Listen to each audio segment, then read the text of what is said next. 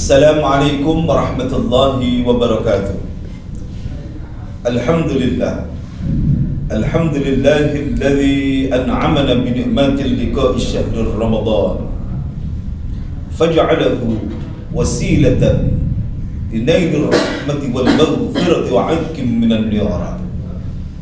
Salatullahi wa salamu daimaini wa mutalazimaini ala habibina wa syafi'ina wa tabibi qulubina wa qurrati a'yunina sayyidina wa maulana Muhammadin wa ala alihi wa ashabihi ajma'in wa la hawla wa la quwwata illa billahil aliyyil azim. Para pemirsa dimanapun anda berada, minal muslimin wal muslimat rahimakumullah. Pertama, bersama mari kita memanjatkan rasa puji syukur kita kehadirat Allah Subhanahu wa ta'ala yang telah memberikan nikmat taufik hidayah kepada kita sekalian, utamanya pada tahun ini, pada tahun 1444 Hijriah, tahun 2023 Masehi. Kita oleh Allah Subhanahu wa ta'ala masih diberikan kesempatan untuk bertemu dengan bulan yang sangat mulia, bulan yang agung, bulan yang penuh dengan rahmat, maghfirah dan idkin minan nar dari Allah Subhanahu wa ta'ala. Maka wajib bagi kita sekalian para hadirin hadirat untuk selalu bersyukur kepada Allah Subhanahu wa ta'ala.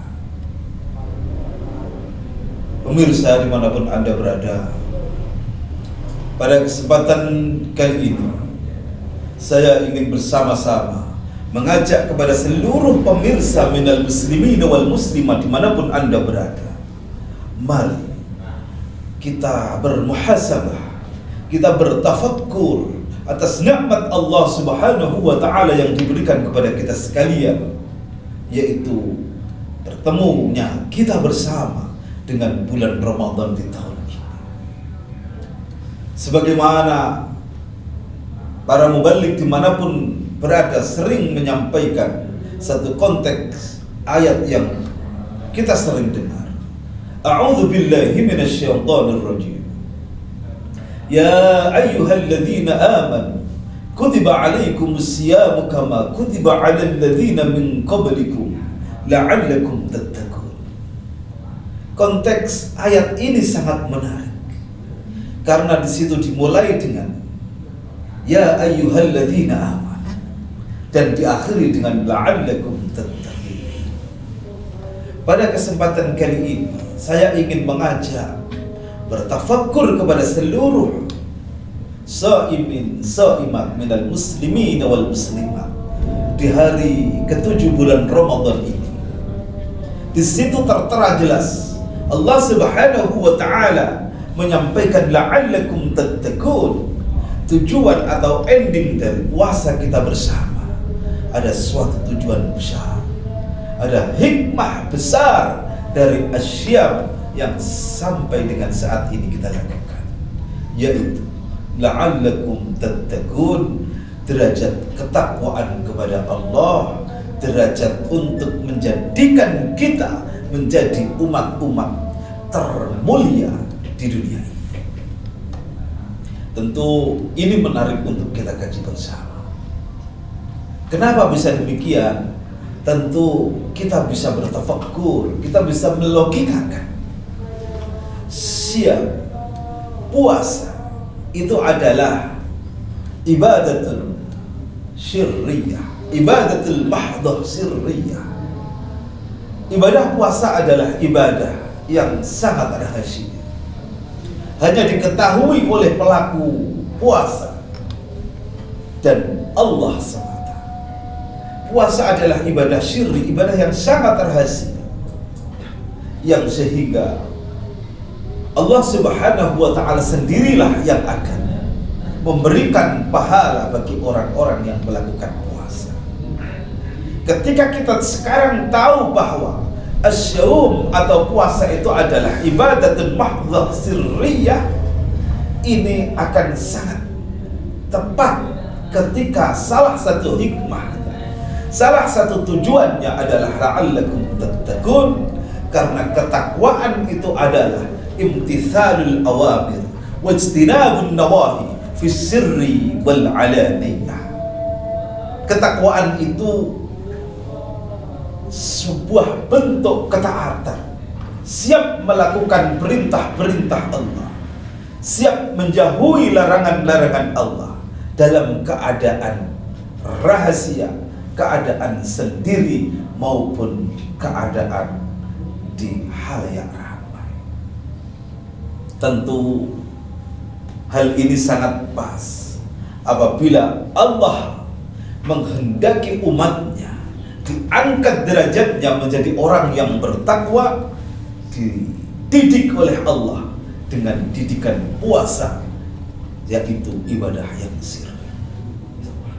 Hadirin hadirat minal muslimin wal muslimat, para pemirsa dimanapun Anda berada, tentu puasa kita bersama untuk bisa mencapai pada hikmah ketakwaan, bisa berdampak pada ketakwaan, tentu ada hal-hal yang harus dilakukan agar puasa kita berkualitas, agar puasa kita benar-benar bisa menggaransi kita untuk bisa sampai pada derajat ketakwaan.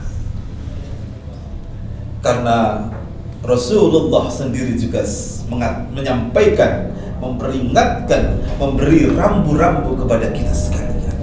Banyak sekali dari orang-orang yang berpuasa itu hanya mendapatkan dahaga dan mendapatkan rasa lapar saja. Maka kita harus menyadari akan hal ini. Kita harus memahami konteks ini untuk agar bisa kita menjadikan ibadah kita, utamanya ibadah puasa ini, benar-benar berkualitas. Maka saya ingin mengajak kepada para pemirsa dimanapun Anda berada, agar puasa kita berkualitas dan puasa kita benar-benar bisa mengantarkan pada derajat ketakwaan. Selain kita menetapi syarat dan rukunnya, selain kita imsyak anil muftirat, menjaga diri agar tidak melakukan hal-hal yang membatalkan puasa, Rasulullah memberikan rambu-rambu kepada kita dengan khamsatu asya tuhbitu asyawm. Puasa agar tidak sirna, agar tidak hilang hikmah, kita diharapkan untuk bisa menjaga 5 hal dalam diri kita, untuk tidak melakukan 5 hal yang telah disampaikan Rasulullah.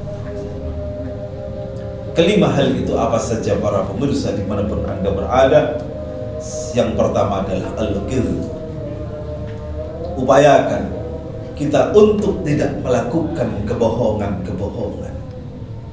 Bagaimana di saat kita sedang berpuasa, sedang digembleng oleh Allah Subhanahu wa ta'ala, melakukan ibadah yang sangat rahasia, ibadah puasa, kita harus menjaga. Yang pertama, jangan sampai jangan sampai kita berbohong, jangan melakukan kebohongan-kebohongan. Yang kedua, upayakan an-namimah, jangan sampai kita melakukan an-namimah, balas dendam. An-namimah bisa berarti mengadu domba sama muslim dan sebagainya. Kita hindari itu, sebab dengan ini tentu akan menghilangkan kualitas dari puasa kita bersama, yang mestinya puasa kita bisa mengantarkan ketakwaan. Karena hanya sikap an-namimah, sikap hal-hal yang tidak pas kita lakukan, bisa menyebabkan kualitas puasa kita berkurang ataupun turun. Yang ketiga para pemirsa dimanapun Anda berada, ghibah. Jangan sampai selama bulan Ramadan ini khususnya, selama bulan puasa ini khususnya, ghibah kita lakukan, jangan sampai.